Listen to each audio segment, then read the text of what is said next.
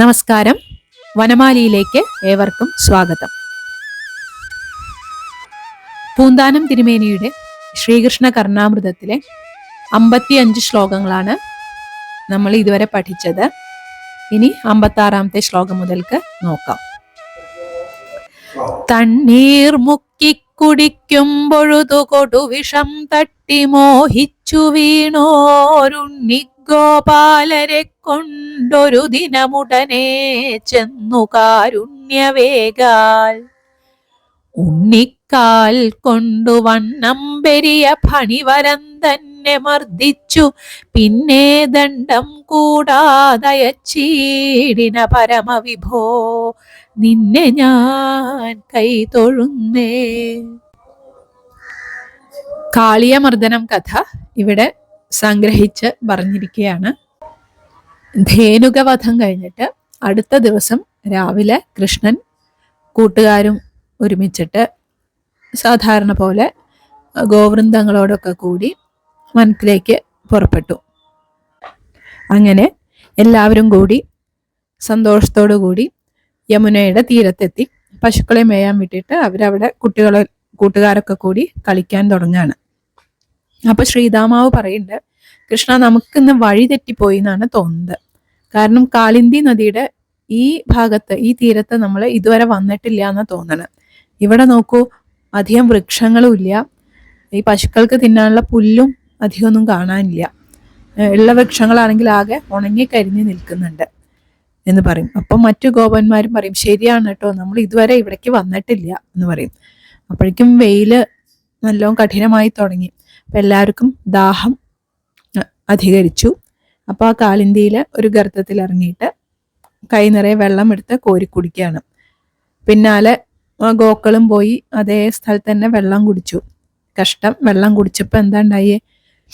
ആ ഗോപപാലന്മാരും ഗോക്കളും ഒക്കെ അവിടെ തന്നെ വീഴാണ്, ബോധരഹിതരായിട്ട് വീണു. അപ്പോൾ കൃഷ്ണൻ്റെ എന്താ ഇവരൊക്കെ ഇങ്ങനെ വീണ് കിടക്കണമെന്ന് ആലോചിച്ചു. അപ്പോഴാണ് മനസ്സിലായത്, കാളിയൻ എന്നുള്ള ഒരു സർപ്പേന്ദ്രൻ ആ നദിയുടെ ഹൃദയത്തിൽ അഹങ്കരിച്ചിട്ട് വസിക്കുന്നുണ്ട് എന്ന് മനസ്സിലായത്. ആ കാളിയൻ്റെയും കൂട്ടുകാരുടെയും വിഷം കലർന്നിട്ടുള്ള വെള്ളം കുടിച്ചത് കൊണ്ടാണ് ഇങ്ങനെ ഒരു ആപത്ത് സംഭവിച്ചത് എന്ന് ജ്ഞാനദൃഷ്ടി കൊണ്ട് കൃഷ്ണന് മനസ്സിലാവുകയാണ്. കൃഷ്ണന്റെ ആ കാരുണ്യ കടാക്ഷം കൊണ്ട്, കാരുണ്യം തുളുമ്പി നിൽക്കുന്ന ആ നോട്ടം കൊണ്ട് തന്നെ ആ കുമാരന്മാരെയും ഗോപബാലന്മാരെയും ഗോക്കളെയും ഒക്കെ ബാധിച്ചിരുന്ന ആ വിഷത്തിന്റെ ശക്തി നശിപ്പിക്കുകയാണ് ചെയ്യുന്നത്. ഈ ഗോക്കളും ഗോപബാലന്മാരൊക്കെ ഒരു ഉറക്കത്തിൽ നിന്ന് എണീറ്റ പോലെ എഴുന്നേറ്റിട്ട് കൃഷ്ണന്റെ അടുത്ത് വന്ന് നിൽക്കുകയാണ്. കൃഷ്ണൻ മനസ്സിൽ വിചാരിച്ചു, ഈ കാളിയന്റെ ഈ ദർപ്പം, അഹങ്കാരം ഒന്ന് ശമിപ്പിക്കണം എന്ന്. കാരണം എന്താ വെച്ചാൽ, ഈ കാളിയൻ എന്ന ഈ ഫണീന്ദ്രൻ സ്വന്തം ജ്ഞാതിവർഗങ്ങളോടൊക്കെ കൂടി ഈ കാളിന്തിയുടെ കയത്തിൽ വന്നിട്ട് താമസമർപ്പിച്ചിട്ട് കുറേ കാലമായിരുന്നു. അപ്പൊ കാളിയൻ നിന്നും സ്രവിച്ചുകൊണ്ടിരിക്കുന്ന ആ കാളകൂട വിഷം കലർന്നിട്ടാണ് ഈ പുണ്യനദി മുഴുവനും വിഷമയായിട്ട് തീർന്നത്. അപ്പോൾ അതിൻ്റെ മുകളിൽ കൂടെ ആകാശത്തിലൂടെ സഞ്ചരിച്ചിരുന്ന പക്ഷികളും കൂടി ഈ കാളിന്തി നദിയിൽ നിന്ന് വരുന്ന വിഷജ്വാലയേറ്റ് വെന്ത് നിലത്ത് വീഴുമായിരുന്നു. അതുപോലെ ഈ നദിയുടെ ചുറ്റും തഴച്ചു വളർന്നിരുന്ന വൃക്ഷങ്ങൾ, ഇതൊക്കെ ഈ കാളിയ സർപ്പത്തിന്റെ വിഷജ്വാല ഏറ്റിട്ടാണ് ഒക്കെ ഉണങ്ങി കരിഞ്ഞു പോയിരുന്നു. ആകെ അവിടെ പച്ച നിറത്തിൽ ഉണ്ടായിരുന്ന ഒരു കടമ്പ വൃക്ഷം മാത്രമായിരുന്നു. അത് ആ തീരത്ത് ഉണങ്ങാതെ നിന്നിരുന്നു. അതിനൊരു കാരണം ഉണ്ടായിരുന്നു. പണ്ട് ഗരുഡൻ അദ്ദേഹത്തിൻ്റെ മാതാവായിട്ടുള്ള വിനതയുടെ ദാസ്യം തീർക്കാനായിട്ട് ദേവകളെ തോൽപ്പിച്ചിട്ട് ഇന്ദ്രലോകത്ത് നിന്ന് അമൃതകലശവും കൊണ്ട് ഭൂമിയിലേക്ക് വരികയായിരുന്നു. അപ്പോൾ വരുമ്പോൾ കുറച്ച് സമയം വിശ്രമിക്കാനായിട്ട് ഈ കടമ്പ് മരത്തിൻ്റെ മുകളിലാണ് ഇരുന്നിരുന്നത്. അപ്പോൾ ഇരുന്നപ്പോൾ ഈ ഗരുഡൻ്റെ ഭാരം കൊണ്ട് വൃക്ഷം കൂടെ ഇളകിയാകെ ആ അപ്പം എന്താ, വൃക്ഷം ഇളകിയപ്പോൾ ഈ കലശത്ത് നിന്ന്, അമൃത കലശത്ത് നിന്ന് അമൃത ഒരു 2 തുള്ളി ആ വൃക്ഷത്തിൽ പതിച്ചു അത്ര. അതുകൊണ്ട് മാത്രമാണ് അത്ര ആ വൃക്ഷം ഈ വിഷജ്വാല ഏറ്റിട്ടും കരിയാതെ നിന്നത്. ഈ കടമ്പ് വൃക്ഷത്തിലാണ് നമ്മുടെ ഉണ്ണിക്കണ്ണൻ ചാടിക്കയറിയിട്ട് അതിൻ്റെ മുകളിൽ നിന്നിട്ട് ഈ നദിയിലേക്ക്, കാളിന്തി നദിയിലേക്ക് ചാടിയത് എന്നാണ് പറയുന്നത്. ആ ചാട്ടത്തിൻ്റെ ശക്തിയിൽ ആ നദിയിലെ വെള്ളം വല്ലാതെ അങ്ങോട്ട് ഇളകി മറിഞ്ഞു. അപ്പോൾ ആരത്ര ശക്തിയിൽ ചാടിയതെന്നറിയാൻ വേണ്ടിയിട്ട് ഈ കാളിയൻ എന്ന സർപ്പേന്ദ്രൻ വന്ന് നോക്കിയപ്പോൾ ചെറിയൊരു കുട്ടിയാണ് നീന്തി നീന്തി തൻ്റെ അടുത്തേക്ക് വരുന്നത് കണ്ട്. അപ്പം എന്നാൽ ഇവനെ ഒന്ന് പേടിപ്പിക്കാം എന്ന് വിചാരിച്ചിട്ട് തൻ്റെ 1000 ബാണങ്ങളും അങ്ങോട്ട് ഉയർത്തി വിടർത്തി നിന്നിട്ട് ഒന്ന് ചീറ്റി. ആ ചീറ്റലിൽ വെള്ളം നല്ലോണം ഉയർന്നു പൊന്തി. പക്ഷെ കൃഷ്ണന് ഒരു കൂസലും ഉണ്ടായില്ല. വീണ്ടും നീന്തി അടുത്തേക്ക് പോവുകയാണ് ചെയ്തത്. ഇത് കണ്ട് കാളിയന് ദേഷ്യം വന്നിട്ട് ആ ചെറിയ പൂ പോലെയുള്ള ആ ശരീരം മുഴുവൻ തൻ്റെ ശരീരം കൊണ്ട് അങ്ങോട്ട് ചുറ്റി വരിഞ്ഞങ്ങോട്ട് മുറുക്കി. കുറച്ചു നേരം കൃഷ്ണൻ ഞാൻ അവശനായി എന്നുള്ള നിലയിൽ അവിടെ നിന്നു. ഇത് കണ്ട ആ ഗോപബാലന്മാരൊക്കെ കൃഷ്ണ കൃഷ്ണ എന്ന് വിളിച്ചിട്ട് ഉറക്കെ കരയാൻ തുടങ്ങി. അവരുടെ ആ കരച്ചില് ആ കാട്ടിൽ മുഴുവനും മുഴങ്ങി കേട്ടുകൊണ്ടിരുന്നു. അപ്പോഴേക്കും നേരം സന്ധ്യയായിരുന്നു. അപ്പോൾ എന്താ ഈ പശുക്കളെയും കൊണ്ട് പോയ ഗോപബാലന്മാരൊക്കെ തിരിച്ചു വരാത്ത എന്ന് വിചാരിച്ചിട്ട് ആ വൃന്ദാവനവാസികളൊക്കെ ആകെ പരിഭ്രാന്തരായി. എന്തൊക്കെയോ ദുശ്ശകനങ്ങളൊക്കെ ഉണ്ടാവുണ്ടോ എന്നൊക്കെ ആലോചിക്കാൻ തുടങ്ങി. തൻ്റെ കുഞ്ഞുങ്ങൾക്ക് എന്തെങ്കിലും ആപത്ത് പണിഞ്ഞിരിക്കുമോ എന്നൊക്കെ വിചാരിച്ചിട്ട് പരിഭ്രമിച്ചിട്ട് എല്ലാവരും കൂടി കാളിന്തി തീരത്തിലേക്ക് പുറപ്പെടുകയാണ്. എന്നിട്ട് ഈ നിലവിളി കേട്ട സ്ഥലത്തേക്ക് എല്ലാവരും കൂടി എത്തി നോക്കുകയാണ്. അപ്പോൾ കൃഷ്ണനെ മാത്രം കാണാനില്ല.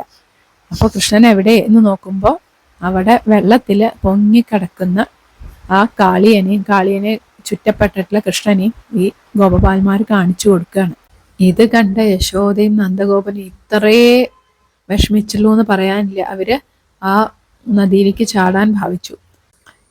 ഇതൊക്കെ കൃഷ്ണൻ അവിടെ ഇരുന്ന് കാണുന്നുണ്ട്. കൃഷ്ണൻ വിചാരിച്ചു ഇനി ഇവരെങ്ങനെ ദുഃഖിപ്പിച്ചാൽ അത് ശരിയാവില്ല. എന്നിട്ട് ആ കാളിയൻ്റെ ചുറ്റിൽ നിന്നും പുറത്തു കടക്കാം എന്ന് തീരുമാനിക്കുകയാണ്. എന്നിട്ട് ആ കാളിയൻ്റെ ചുറ്റിൻ്റെ അകത്ത് നിന്നുകൊണ്ട് തന്നെ സ്വയം ഇങ്ങനെ വലുതാവാൻ തുടങ്ങി. അപ്പോൾ കാളിയന് തൻ്റെ ആ ശരീരം മുഴുവൻ ഇങ്ങനെ പൊട്ടുന്ന മാതിരി തോന്നി. ആഘാസുരൻ്റെ വയറിൽ നിന്ന് വളർന്നില്ല, അതേപോലെയാണ് ഇവിടെ ഉണ്ടായത്.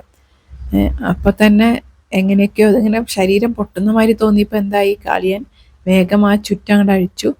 എന്നിട്ട് വളരെ ദേഷ്യത്തോടെ കൃഷ്ണൻ്റെ മേലേക്ക് ആ കാളകൂട വിഷം അങ്ങോട്ട് ചീറ്റുകയാണ്. അപ്പോൾ കൃഷ്ണൻ ആ പാമ്പിൻ്റെ മസ്തകത്തിലേക്ക് അങ്ങോട്ട് ചാടിക്കയറുകയാണ്.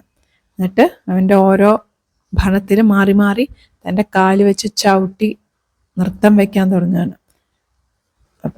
അപ്പോൾ കാലുകൊണ്ട് ഇങ്ങനെ ചവിട്ടുമ്പോൾ വലിയ പർവ്വതം തൻ്റെ ഓരോ ഭണത്തിലും വന്ന് വീഴുന്നത് പോലെയാണ് കാളിയന് തോന്നുന്നതേ.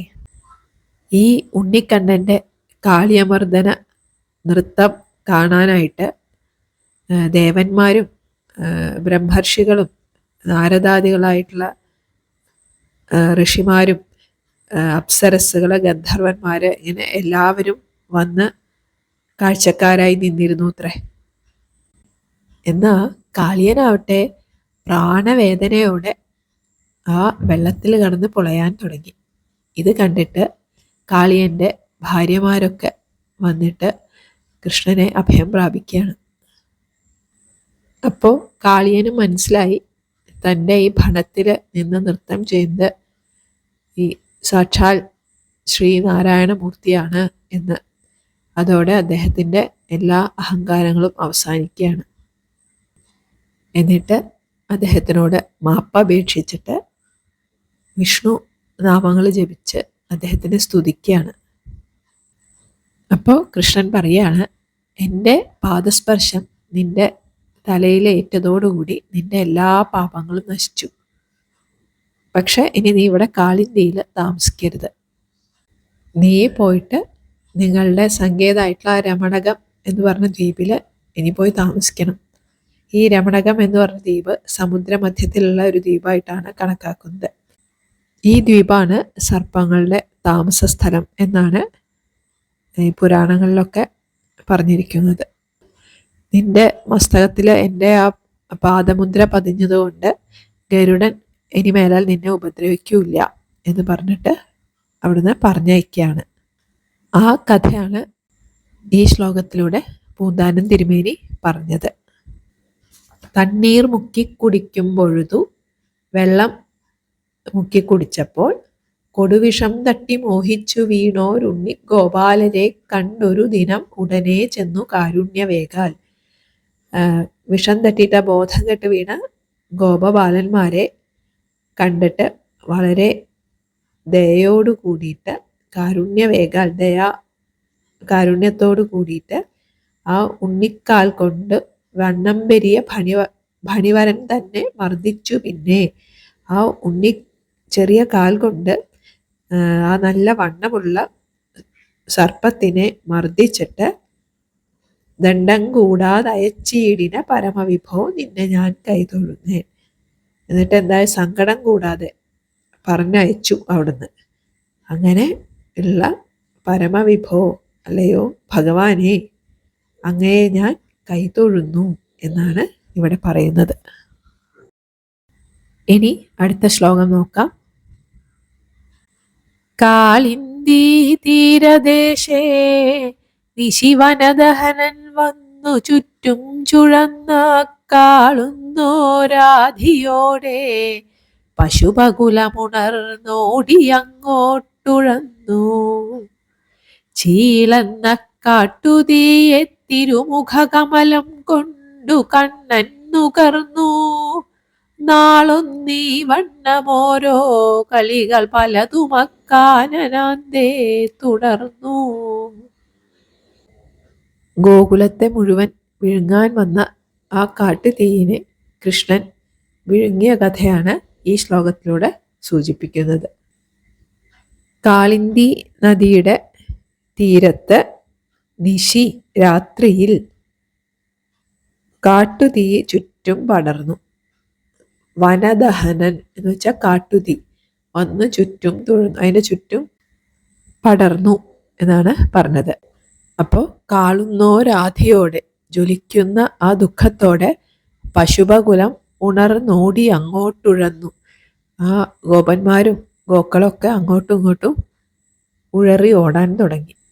അപ്പൊ കൃഷ്ണൻ ചീളെന്ന് പെട്ടെന്ന് കാട്ടുതീയെ തിരുമുഖകമലം കൊണ്ടു കണ്ണൻ നുകർന്നു. തൻ്റെ മുഖകമലം കൊണ്ട് അതിനെ അങ്ങോട്ട് ഭക്ഷിച്ചു, ആ തീയിനെ കണ്ണൻ. ഇങ്ങനെ ദിവസവും ഓരോരോ കളികൾ ആ കാട്ടിൽ തുടർന്നു. അതായത് കണ്ണൻ്റെ ലീലകൾ ഇങ്ങനെ ഓരോന്നായിട്ട് ദിവസവും എന്തെങ്കിലും ആയിട്ടുണ്ടാവും. അങ്ങനെ തുടർന്നു കൊണ്ടേയിരുന്നു. നേരത്തെ പറഞ്ഞ ആ കാളിയമർദ്ദനം ഉണ്ടല്ലോ, അത് കഴിഞ്ഞിട്ട് കാളിയൻ കൃഷ്ണൻ്റെ കാൽക്കൽ വീണ് നമസ്കരിച്ചതും ആ മരതകരത്നം കൃഷ്ണനെ അണിയിച്ചതും എന്നിട്ട് രമണക ദ്വീപിലേക്ക് പോയതൊന്നും കൃഷ്ണൻ്റെ ആ മായ വൈഭവം കൊണ്ട് കരയിൽ നിന്നിരുന്ന ആരും കണ്ടില്ല. ഇതൊക്കെ കഴിഞ്ഞപ്പോഴേക്കും നേരം നല്ലോണം ഇരുട്ടിയിരുന്നു. അപ്പോൾ വിചാരിച്ചു ഇനി ഗോകുലത്തിലേക്ക് മടങ്ങി പോണ്ട, ഇവിടെ തന്നെ കിടക്കാം എന്ന് വിചാരിച്ചു. എല്ലാവരും വളരെ ക്ഷീണിച്ചിരുന്നു. ആ ആധിവ്യാധിയൊക്കെ കാരണം വല്ലാതെ ക്ഷീണമായിരുന്നു. അപ്പം എല്ലാവരും അവിടെ തന്നെ കിടന്ന ഉടൻ ക്ഷീണിച്ച് ഉറങ്ങുകയും ചെയ്തു. അങ്ങനെ രാത്രിയിൽ എപ്പോഴോ അവിടെയൊക്കെ കാട്ടുതീയെ പടർന്നു പിടിച്ചു. ഈ ഉറങ്ങുന്നവരൊക്കെ ഉണർന്നു ചൂട് കാരണം. എന്നിട്ട് എവിടേക്കാ ഓടേണ്ടത് രക്ഷപ്പെടാൻ അവർക്ക് മനസ്സിലായില്ല. അപ്പോൾ കൃഷ്ണനെ വിളിച്ച് കരയാൻ തുടങ്ങി. എന്തോ ഒരു ശക്തി കൃഷ്ണനുണ്ട് എന്നുള്ള തോന്നൽ കൊണ്ടാവാം എല്ലാവരും കൃഷ്ണനെ വിളിച്ച് കരയാൻ തുടങ്ങിയത്. അപ്പം കൃഷ്ണനാവട്ടെ ആ കാട്ടുതീയെ വായ പൊളിച്ച് ഉള്ളിലേക്ക് വലിച്ചങ്ങോട്ട് കുടിച്ചു. അതോടുകൂടി അവിടെ ഉണ്ടായിരുന്ന ആ കാട്ടുതീയെ കാണാതെയായി. പിന്നീട് സൂര്യോദയമായപ്പോൾ തന്നെ അവർ എല്ലാവരും കൂടി ഗോക്കളയും കൂട്ടി സ്വന്തം ഗൃഹത്തിലേക്ക് തിരിച്ചു പോവുകയാണ് ഉണ്ടായത്. ഈ കാട്ടുതീ പടർന്ന കഥയാണ് ഈ ശ്ലോകത്തിൽ പൂന്താനം തിരുമേനി അവതരിപ്പിച്ചത്. ഇനി ഈ 2 ശ്ലോകങ്ങൾ ഒന്നുകൂടി ചൊല്ലാം. തണ്ണീർ മുക്കി കുടിക്കുമ്പൊഴുതു കൊടുവിഷം തട്ടി മോഹിച്ചു വീണോരുണ്ണി ഗോപാലരെ കൊണ്ടൊരു ദിനമുടനെ ചെന്നു കാരുണ്യവേഗാൽ ഉണ്ണിക്കാൽ കൊണ്ടു വണ്ണം പെരിയ ഫണിവരം തന്നെ മർദ്ദിച്ചു. പിന്നെ ദണ്ഡം കൂടാതയച്ചീടിന പരമവിഭോ നിന്നെ ഞാൻ കൈ തൊഴുന്നേൻ. കാളിന്ദീ തീരദേശേ നിശിവനദഹനൻ വന്നു ചുറ്റും ചുഴന്നാക്കാളുന്നോരാധിയോടെ പശുപകുലമുണർന്നോടിയങ്ങോട്ടുഴന്നു. ചീളന്ന കാട്ടുതീയെത്തിരുമുഖകമലം കൊണ്ടു കണ്ണൻ നുകർന്നു. നാളൊന്നീ വണ്ണമോരോ കളികൾ പലതുമക്കാനനാന്തേ തുടർന്നു. എല്ലാവർക്കും നല്ലതു മാത്രം വരട്ടെ എന്ന പ്രാർത്ഥനയോടെ